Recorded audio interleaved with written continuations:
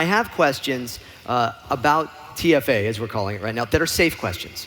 Safe questions, okay? Nothing that will get any of us in trouble. The Force Awakens. I see. Force Awakens, I didn't even know what he's talking about. That's the shortened title. That's the shortened. That's your little hashtag. The original full title was The Force Awakens in a Kansas farmhouse, only to discover it was all a dream. That's a little long. That's harder to get in that scroll and everything. No, when I read the title, first of all, I said, is this real? You have to, confirm that it's actually true, because I heard about it like you did on the internet. And really? Is that right? Yeah. But I went to the website to make sure it was really the title, and that joke occurred to me, and so I tweeted it out, and I said, I hope I got to that joke first. I think you did, actually. I remember that tweet. Yep. But so now, on Thursday, we all saw it. Had you seen it, like the night before? Carrie had mentioned that she saw it the night before. Was that how it worked? Well, we asked, and I was cleared to tell you that last week I went into Bad Robot and recorded the voiceover. Now, what I said to JJ, because the voiceover that I did in the teaser, it's called, I said that it's pulled dialogue, I think from Jedi. Return of the Jedi. But I re-recorded it, and I said, which did you use? Because I couldn't really tell. He said, he's like George. He loves to play in his little, tinker around and play with things. He said, I used both. We used the original track, and then we used the what you recorded last week as reverb, because there's a slight delay. So the delay is the new lines I recorded. And the recording session was interesting because they should have printed the outtakes of that, because it was, the Force is strong in my family. I have it. My father has it. I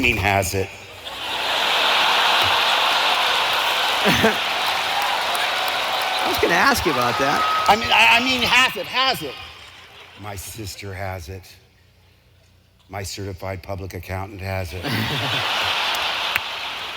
That weird guy down the street that smells funny has it. That one-eyed raccoon that keeps getting into the trash cans has it. And you have that power too. Tell us about how you were first approached about doing the film. Did you get a phone call? Like Carrie got a phone call and no, what happened was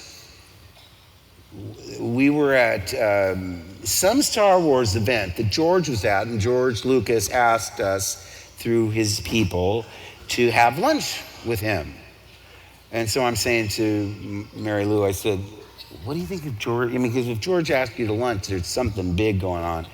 And I remember she said, maybe he's going to do another trilogy. And I laughed at her. Because George had told me specifically he wasn't doing anything after the prequels. He said, I don't want to be doing these things in my 70s. And I said, no, I could get that. But I thought, even if they do another trilogy, it'll be about another generation. It won't. And I had a beginning, a middle, and end. My story was finished. And so I said to her, I laughed. I said, no, he told it for 20 or whatever long it was, for years and years and years. He's not going to do another trilogy. I said, what's happening is they're doing these things in 3D. He's probably going to ask us to do press for that. Sure. So anyway, so he said, let's have lunch. And when we went to have lunch, I knew something was really special because he disinvited my daughter, Chelsea. He said, Chelsea can go have lunch with my daughter, and it's just going to be Carrie and my wife and George, and that's all. And so, and you know how George, he's just so, basically, I'm moving on, and I'm going to be leaving Lucasfilm, and Kathy Kennedy's going to be taking over, and we're thinking we're going to do another trilogy. And he said, if you don't want to be in it, we won't recast. We'll write you out of it. And so, I'm keeping this poker face, but inside I'm going, why? Because I'm going, That's how I knew I was a good actor, because on the outside I was completely placid. Carrie went, I'm in, you know.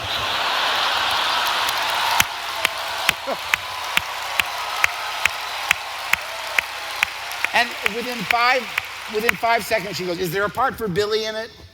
That's her daughter. And so I'm thinking, like, I'll take it under consideration. But the truth of the matter is, I was in a state of shock. And I thought, how could this be? Yeah.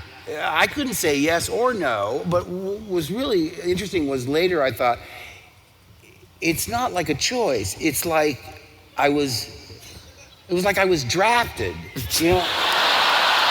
Because I said, can you imagine if for some reason I said, I don't think I want to do it? I would have all of you surrounding my house like villagers in a Frankenstein picture.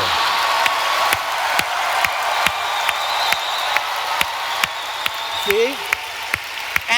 Angry villagers with lightsabers instead of torches, you know? How did it feel to be back on a practical working Star Wars set, you know? Well, see, now here's the thing that I love is that this film is the first of the Star Wars films that's actually in the hands of someone who grew out of fandom, see? Yeah. So he feels the way you feel in terms of wanting practical effects, real sets, you know? Yeah.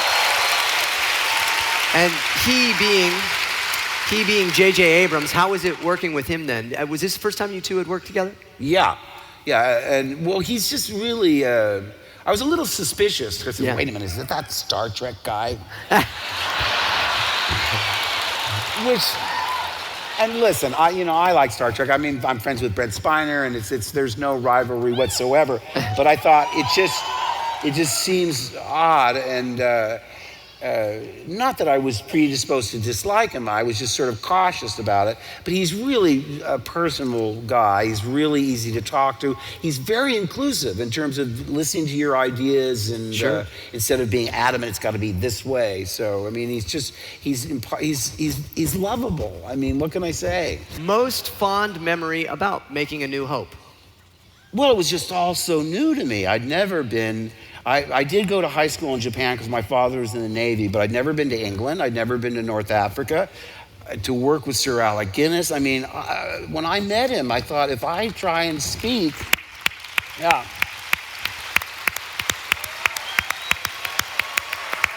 Does that still kind of get you looking at that? Is that Oh my gosh, he was just, I mean, he was everything you wanted to be. He was just the most wonderful grandfather. He was so wise and so great. He asked me out to lunch so we could get to know each other before we went to Africa.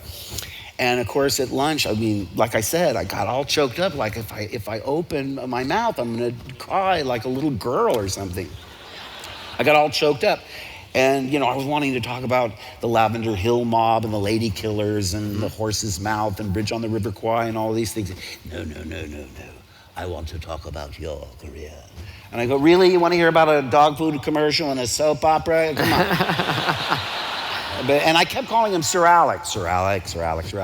He said, and one time when I said Sir Alec, he reached out and he went, oh, tap, tap. Slap, and I went, what? He said, I want to be known by my name, not my accolade. I said, oh, really? You want to, how would I call you Big Al? And then we move to Empire Strikes Back, and It becomes a whole new world. When you think of that film, yes. Is there anything that comes to mind right off the bat that you just think of, fun or excitement, or what is it? One word, Yoda.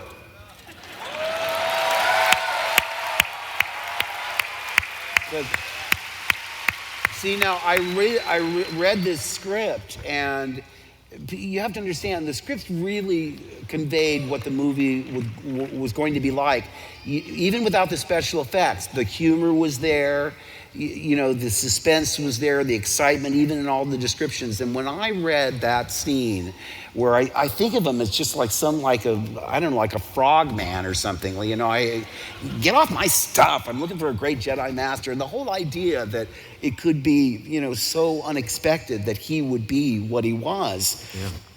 And then, of course, I was wondering how they were going to do it.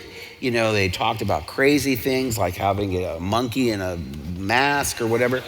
Seriously, they did some crazy Would have been brainstorming. fun. That would have been good. But when Frank put Stuart Freeborn made the puppet, Yep.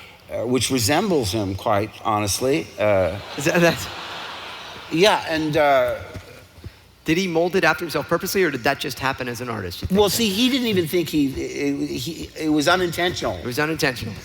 It just happened. That's what he said. That's- But but what I'd have to tell you is when Frank put that puppet on his hand, because they asked me to come in on the weekend and work on a Saturday and a Sunday before we started filming.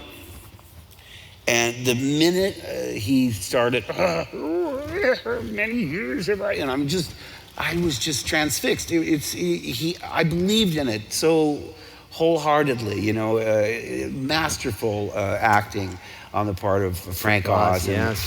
Yeah. Well, there he is. What did you think about that final meeting and doing those scenes with the all-powerful Emperor Ian McDiarmid? We had him here on the first night, and